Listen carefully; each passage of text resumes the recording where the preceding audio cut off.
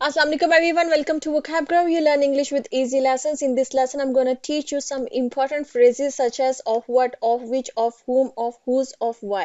देखिए, इंग्लिश के अंदर कुछ phrases बनती हैं जो of preposition के साथ अगर WH फैमिली में से कोई वर्ड आ जाता है, जैसे आप सामने ये देख रहे हैं, तो ये एक फ्रेज बनती है जो एक सर्टेन मीनिंग में जुमलों के अंदर इस्तेमाल होती है, ठीक है। और इनके सर्टेन मीनिंग होते हैं और इनको सर्टेन वे में किसी भी सेंटेंस के अंदर इस्तेमाल होता है। अक्सर क्या होता है, जो स्टूडेंट्स होते हैं उनके सामने इस तरह के जब जुमले आते हैं जिसमें इस तरह की फ्रेजेस इस्तेमाल हो रही होती हैं, तो वो कंफ्यूज हो जाते हैं कि इसका क्या मतलब है।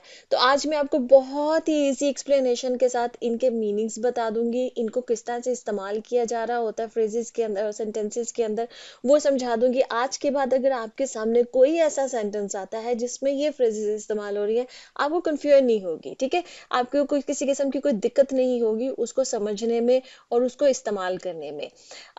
बहुत छोटे छोटे लेसन्स होते हैं, इतने मैं बड़े बड़े लेसन्स नहीं बनाती हूँ, छोटे लेसन्स होते हैं लेकिन इंपॉर्टेंट कॉन्सेप्ट्स होते हैं आपकी इंग्लिश से लेकर, जिसको कि ज़्यादातर टच नहीं किया जाता है, ठीक है। तो ये इंपॉर्टेंट होते हैं इस तरह के कॉन्सेप्ट्स को समझना आपकी इंग्लिश को इम्प्रूव करने के लिए। तो चलो शुरू करते हैं। जैसे कि अब हम पहली फ्रेज को समझते हैं, ऑफ वर्ड। ऑफ वर्ड कब यूज होती है? Is use to inquire about the object और थिंग इन क्वेश्चन।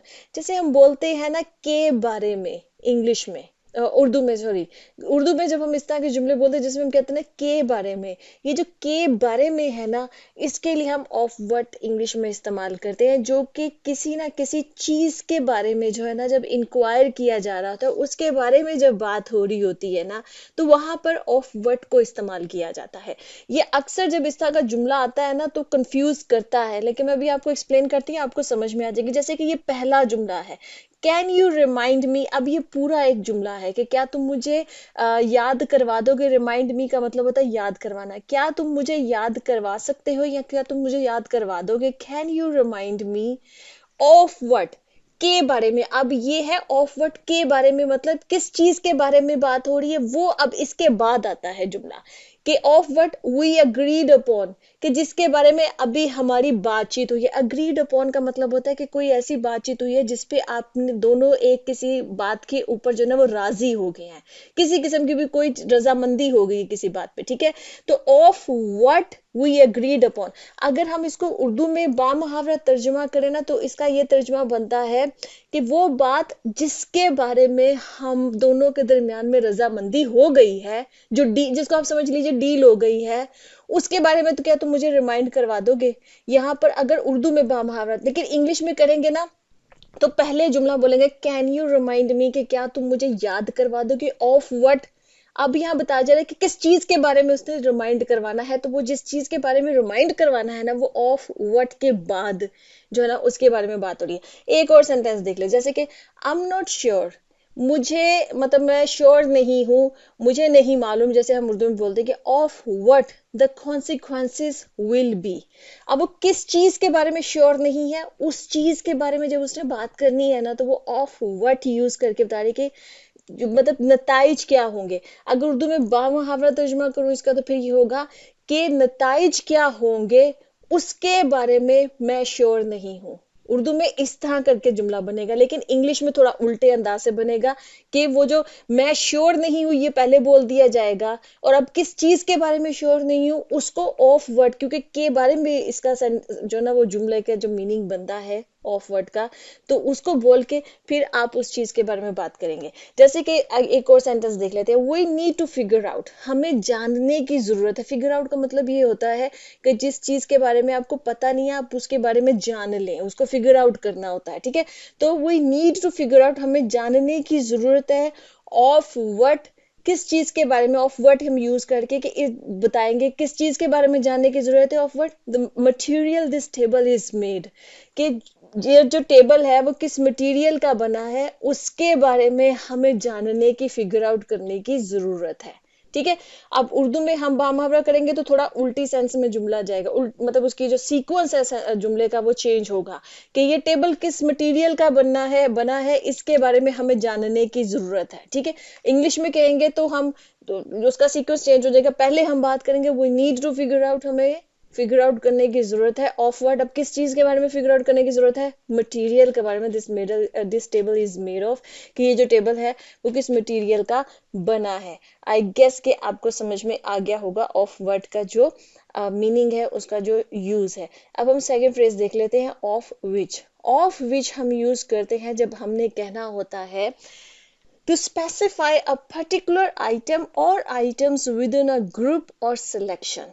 बहुत सारी चीजें हैं, उन बहुत सारी चीजों में से, उनमें से किसी एक चीज या एक से ज्यादा चीज में के बारे में बात करनी हो तो वहां पर ऑफ विच यूज होता है, जिसको उर्दू में कहेंगे जिसमें से।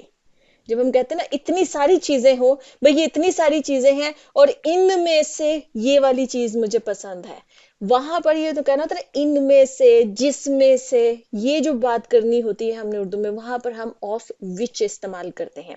जैसे कि ये पहला जुमला है, there are many books on the shelf. Shelf के ऊपर बहुत सारी किताबें हैं। ऑफ विच, जिनमें से, only a few have been read, कि जिसमें से चंद एक ही पढ़ी गई हैं। मतलब शेल्फ के ऊपर इतनी सारी किताबें पड़ी हुई हैं, लेकिन वो सारी की सारी जो है ना वो पढ़ी नहीं गई हैं, उनमें से चंद एक ही हैं, फ्यू हैं जो पढ़ी गई हैं। तो उनमें से या जिनमें से जब हमने कहना होता है तो फिर ऑफ विच हम इस्तेमाल करते हैं। ये जहन में रख लें आप। आपको स्पोकन इंग्लिश में भी बहुत फ्रेज जो है वो मदद करने वाली है इस तरह के जुमले बोलने के लिए, जब हमें बोलने पड़ते हैं अक्सर अपनी डेली लाइफ में कि भाई इतनी सारी किताबें पढ़ी हैं और इनमें से सिर्फ चंद एक पढ़ी गई हैं, ठीक है, इस तरह से। तो या आगे जैसे एक और सेंटेंस है, the garden has many flowers. Garden में बहुत सारे फूल है। ऑफ विच, जिनमें से, roses and tulips are the most abundant, कि जिनमें से जो गुलाब हैं और जो ट्यूलिप्स हैं वो सबसे ज्यादा है। मतलब गार्डन में बहुत सारे फूल है, लेकिन उनमें से सबसे ज्यादा कौन से वाले फूल हैं? वो है ट्यूलिप्स एंड रोजेस, ठीक। तो ऑफ विच का मतलब है जिनमें से या इनमें से, ठीक। इसी तरह से एक और सेंटेंस देख लेते हैं, he mention several cities he had visited. उसने बहुत सारी सिटीज के बारे में बात की, शहरों के बारे में बात की जो वो आज तक, मतलब जो फिर चुका है, जिन शहरों में वो घूम चुका है, जैसे हम कहते हैं उर्दू में, ठीक है। उसने बहुत सारे शहरों के बारे में बात की जिनमें वो घूम चुका है, जिनको वो विजिट कर चुका है। एंड ऑफ विच, और उनमें से, पेरिस वॉज हिज फेवरेट।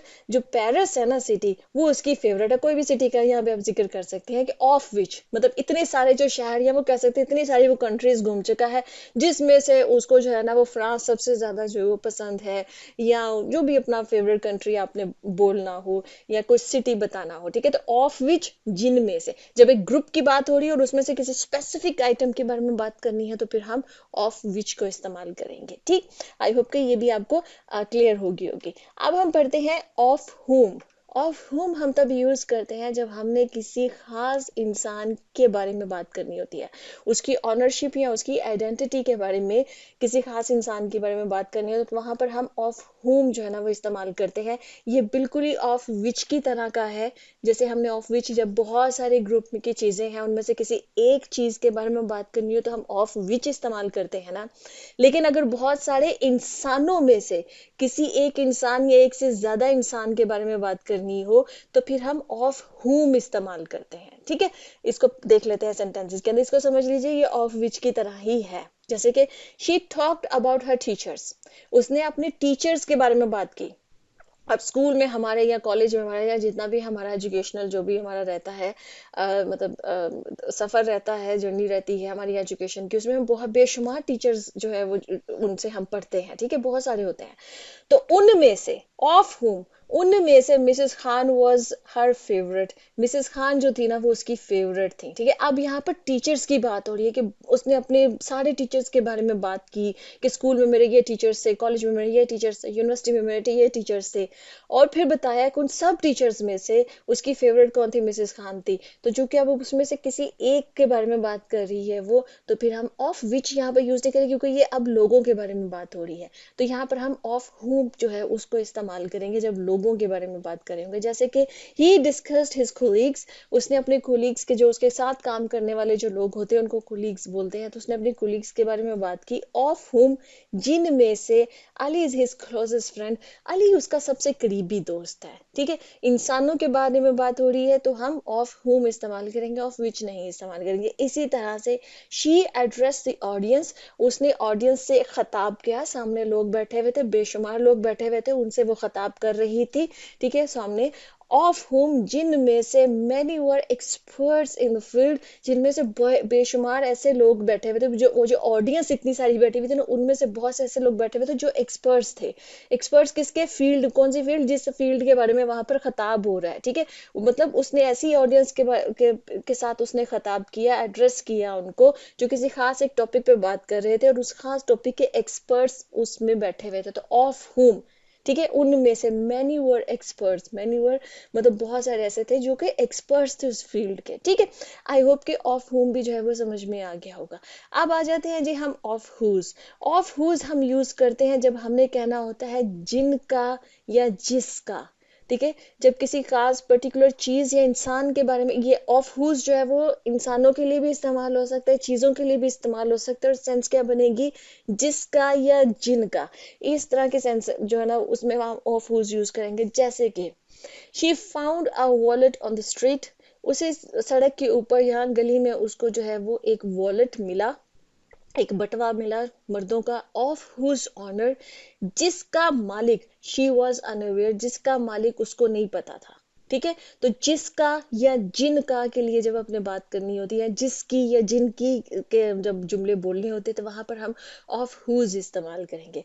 जैसे कि they moved in a house, वो एक घर में जो है ना वो शिफ्ट हुए हैं। मूव इन अ हाउस का मतलब होता है घर, किसी घर में शिफ्ट होना, ठीक है। ऑफ हुज, जिसका garden they were very impress, जिसका जो गार्डन था ना उससे वो बहुत इम्प्रेस थे, मतलब वो उनको बहुत पसंद आया। जैसे इस तरह से शी बॉट अ नेकलेस, उसने एक नेकलेस खरीदा। Of whose design she was fond, कि जिसके डिजाइन की ना वो बहुत ज्यादा, क्या कहेंगे, फॉन्ड ऑफ होने का मतलब ये होता है कि जो बहुत पसंद आता है किसी को, ठीक है। तो जिसको दिलदीदा होना कहते हैं, ठीक है, मतलब जिसका जो डिजाइन था वो उसको बहुत पसंद आया। तो ऑफ हुज जो है वो हम यूज करते हैं जब हमने जिसका या जिनका इस मीनिंग में जब हमने इस्तेमाल करना होता है। अब आ जाती है एक और फ्रेज है, वो है ऑफ वाई। ऑफ वाई हम यूज करते हैं जब हमने ये कहना होता है किसी चीज की को पर्पस या किसी काम का रीजन हमने बताना होता है, कि ये मतलब इसके पीछे वजह क्या बनी, ठीक है। तो अब मैंने यहाँ पर जिसकी उर्दू ट्रांसलेशन लिखी है वो लिखी है के क्यों। देखिए वाई का हमें मालूम है कि वाई का मतलब होता है उर्दू में क्यों, ठीक है। लेकिन जब ऑफ वाई जब इस्तेमाल हो जाता है तो वो आ जाता है इस सेंस में के क्यों। अब मैं आपको बताती हूँ कैसे। सेंटेंस देखे, ही couldn't अंडरस्टैंड द रीजन, वो उसको वजह नहीं समझ में आई, of why she was upset, कि वो क्यों अपसेट थी। ये जो के हम बीच में लगाते हैं ना, के क्यों ऐसा था, ये ऑफ वाई करके सेंटेंस में। वरना तो आप ये भी कह सकते वाई शी वॉज अपसेट, वो क्यों अपसेट थी। लेकिन जब पूरा जुमला बनाना है तो फिर हम ऑफ वाई करके साथ लगा देते हैं, जैसे हम उर्दू में कह देते हैं उसको बिल्कुल समझ ही नहीं आई कि वो क्यों अपसेट थी, तो ये जो के वो क्यों है ना, ये ऑफ वाई है, ठीक है। इसी तरह से जैसे we need to explore the root cause, हमें जो बुनियादी वजह है, जो असल वजह है उसको जानने की जरूरत है। एक्सप्लोर करना मतलब कि उसकी तह तक पहुंचना, उसको जानने की जरूरत है। Of why the project failed, कि प्रोजेक्ट क्यों फेल हुआ, कि क्यों प्रोजेक्ट फेल हुआ, ठीक है, इस तरह से। इसी तरह से जैसे एक और सेंटेंस है, she delved into the psychology, मतलब वो जो नफ्सियात, एक डेल्व्ड इनटू का मतलब होता है किसी चीज को बहुत तह में जाकर किसी चीज को समझना, ठीक है, एक्सप्लोर करना उसको। तो वो नफ्सियात की बिल्कुल तह में गई, डेल्व्ड इनटू मतलब नफ्सियात की बिल्कुल तह में गई। Of why humans behave the way they do, कि इंसान क्यों इस तरह से बिहेव करते हैं जैसे वो करते हैं, ठीक है। इंसान के बिहेवियर के वो ऐसा क्यों रवैया इख्तियार करते हैं जिस तरह से वो करते हैं, तो उसकी वो साइकोलॉजी जो है, उसकी जो नफ्सियात है, वो उसके तह तक गई, ठीक है। ओके जी, यहाँ पे लेसन खत्म होता है। आई होप कि ये लेसन आपके लिए बहुत ही इंटरेस्टिंग रहा होगा, आपने कुछ नया सीखा होगा। मुझे फीडबैक जरूर दीजिए, मैं आपके कमेंट्स पढ़ती हूँ, समटाइम्स मेरे लिए रिप्लाई करना मुश्किल होता है। और हाँ, मैं आपको फिर से बता दूँ, इस लेसन की पीडीएफ आपको जो है वो डिस्क्रिप्शन में मिल जाएगी। मैं लेसन के स्टार्ट में हमेशा भूल जाती हूँ, तो इसकी पीडीएफ भी आपको मिल जाएगी। और कोई आपकी और रिक्वेस्ट है जो आप जानना चाहते हैं, आप कमेंट्स में पूछ सकते हैं, अपनी फीडबैक दिया कीजिए। और हाँ, बस यही। ओके जी, अल्लाह हाफिज।